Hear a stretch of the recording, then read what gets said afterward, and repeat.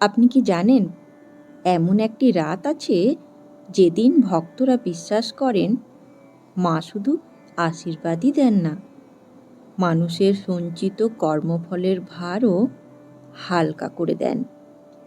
আপনি কি জানেন, সেই রাতেই দক্ষিণেশ্বরের এক ছোট্ট কক্ষে এমন একটি ঘটনা ঘটেছিল যা শুধু বাংলার আধ্যাত্মিক ইতিহাস নয়, নারীকে দেখার দৃষ্টিভঙ্গিও গভীরভাবে আলোড়িত করেছিল। কেন ঠাকুর শ্রী রামকৃষ্ণদেব নিজের সহধর্মিণী মা সারদা দেবীকেই দেবীর আসনে বসিয়ে পূজা করেছিলেন? এ কি কেবল একটি আচার, নাকি এর মধ্যে লুকিয়ে আছে এক মহাসত্য যা আজও আমাদের জীবন বদলে দিতে পারে?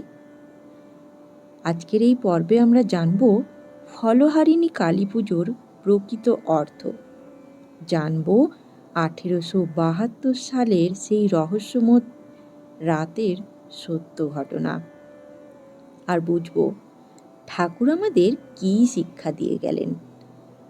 কিন্তু শুরুতেই একটি কথা, সামাজিক মাধ্যমে অনেক কথা প্রচলিত আছে, সব কিছুই মূল গ্রন্থে এই ভাষায় লেখা নেই। তাই আজ আমরা ভক্তির সঙ্গে সত্যনিষ্ঠ ইতিহাস দুটোকেই সম্মান জানিয়ে এগোব। ফলহারিণী শব্দটি শুনলেই মনে হয় যিনি ফল হরণ করেন। ভক্তিমূলক ব্যাখ্যায় বলা হয়, এখানে ফল মানে কর্মফল, অর্থাৎ মা কালী ভক্তের কর্মফলের বন্ধন হরণ করেন। যদিও এই ব্যাখ্যা ভক্ত সমাজে গভীরভাবে প্রচলিত, এটি সরাসরি শাস্ত্রীয় অভিধান ভিত্তিক সংজ্ঞা হিসেবে সব জায়গায় একইভাবে ব্যাখ্যাত নয়। তবে আধ্যাত্মিক অর্থে এটি অত্যন্ত গ্রহণযোগ্য। ভাবুন তো, আমাদের জীবনে কত দুঃখ, কত অশান্তি, কত অজানা ভয়। আমরা প্রায় বলি, আমি তো কাউকে কষ্ট দিইনি, তবুও আমার জীবনে এত কষ্ট কেন? হয়তো সেই প্রশ্নের উত্তরেই লুকিয়ে আছে কর্মফলের ধারণায়। ঠাকুর শ্রী রামকৃষ্ণদেব বলতেন, যেমন কর্ম তেমন ফল। অর্থাৎ জীবনের প্রতিটি কাজের প্রতিধ্বনি আছে, কিন্তু যদি এমন এক মাতৃশক্তি থাকেন যার কাছে সম্পূর্ণ আত্মসমর্পণে এই বন্ধন আলগা হতে পারে, সেখানেই ফলহারিণী কালী পুজোর গভীর তাৎপর্য। এবার আসি ইতিহাসে।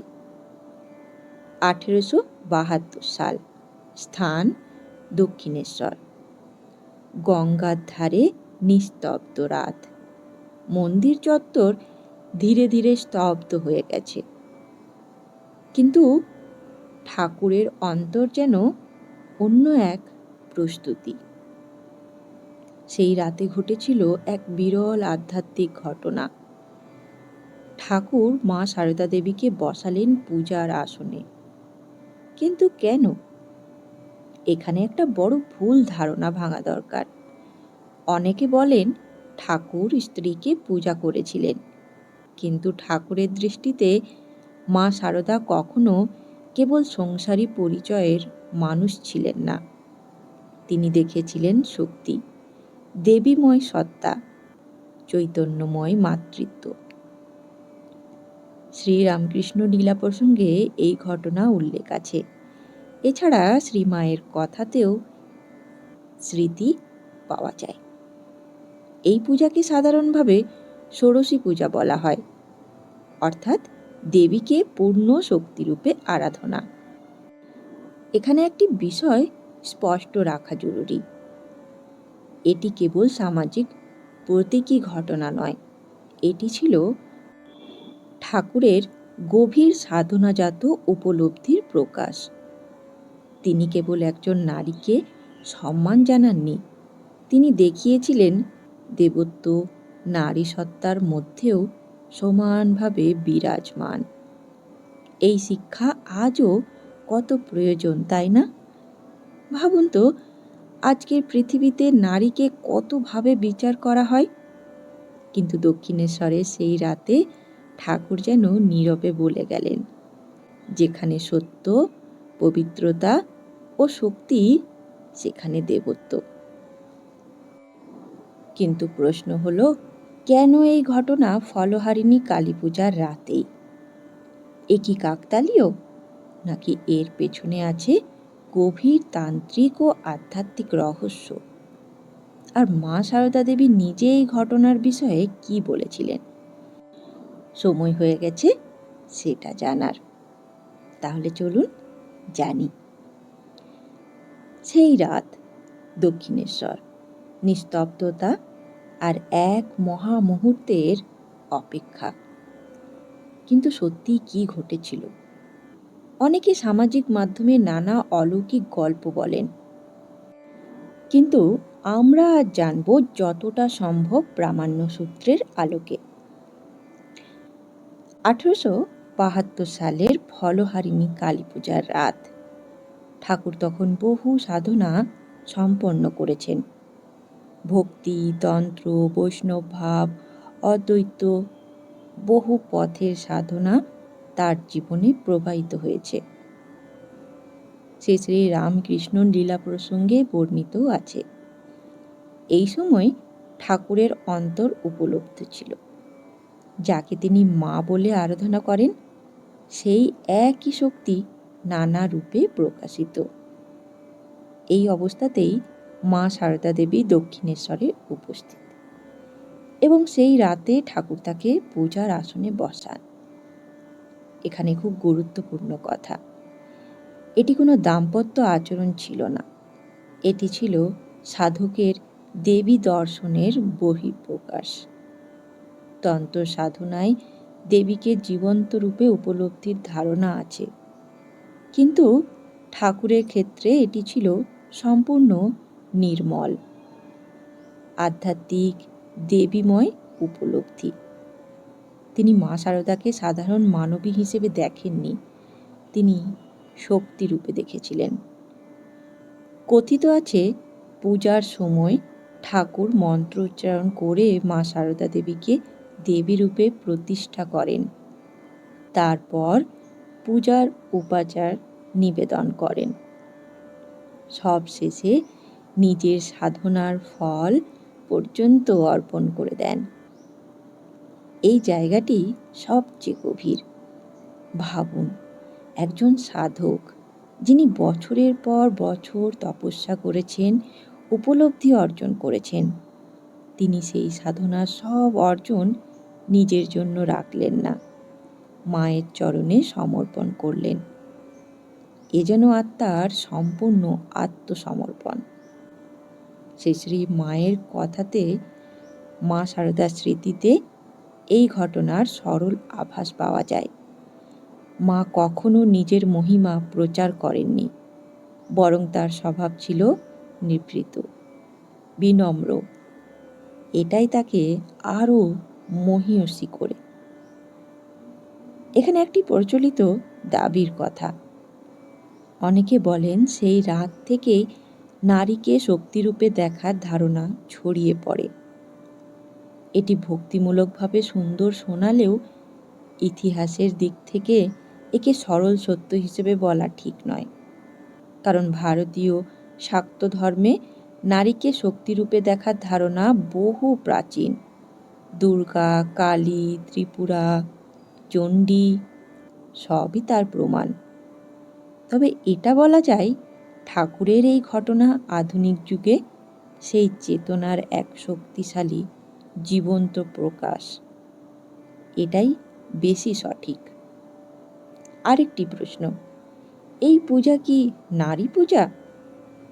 না, এটি নারী শব্দে সামাজিক পরিচয়ের পূজা নয়, এটি দেবত্বের পূজা। যখন ঠাকুর মা সারদাকে পূজা করলেন, তখন তিনি রক্ত মাংসের ব্যক্তি পরিচয় অতিক্রম করে শক্তির উপস্থিতিকে প্রমাণ করেছিলেন। এখানেই আমাদের জীবনের শিক্ষা।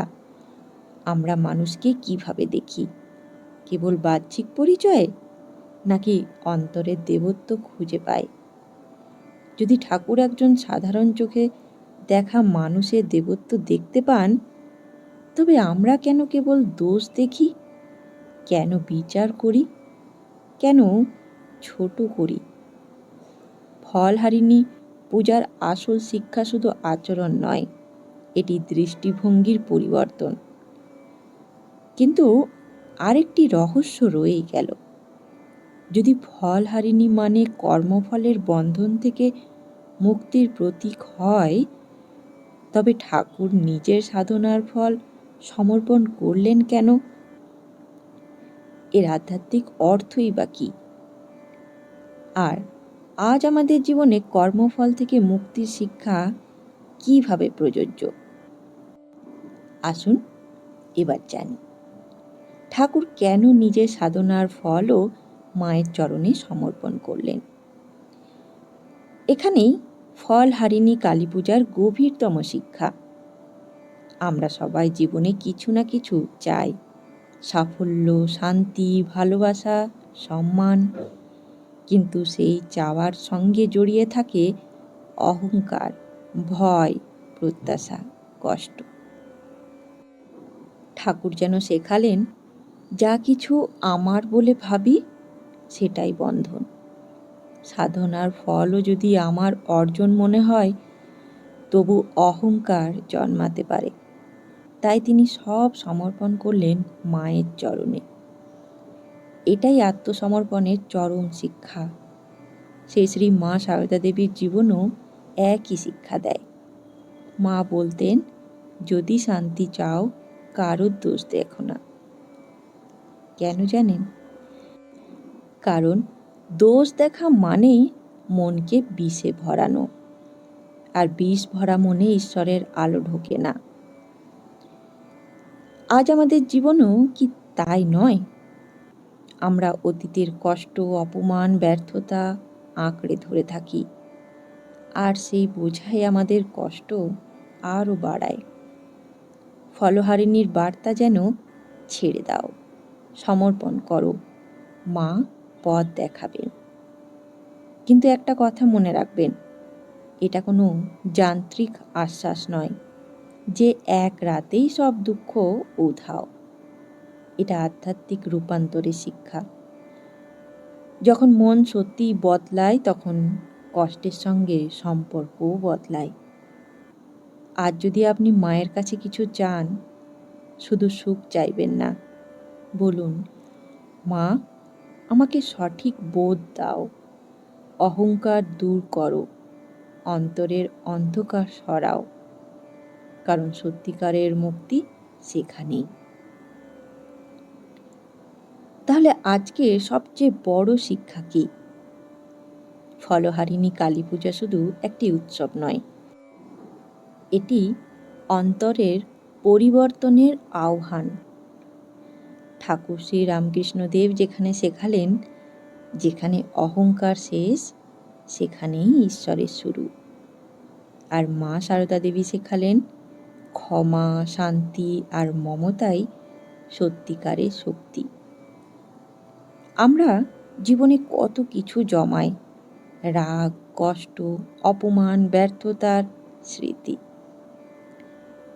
এই সবই আমাদের অন্তরের বোঝা।